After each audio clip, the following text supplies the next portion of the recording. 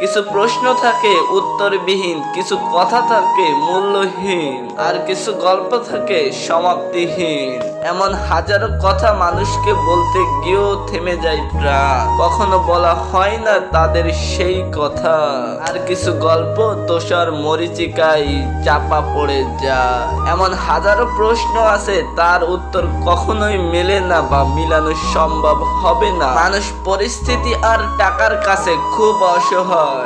টাকা না থাকলে কেউ মূল্যায়ন করে না, আর সময় খারাপ থাকলে কেউ পাশে থাকে না। সবাই আস্তে আস্তে দূরে সরে যায়। এমন হাজারো সম্পর্ক ভেঙে যায় শুধু টাকার পরিস্থিতির কাছে। বাট আজকের এই দুনিয়া টাকা ছাড়া খুব অসহায়।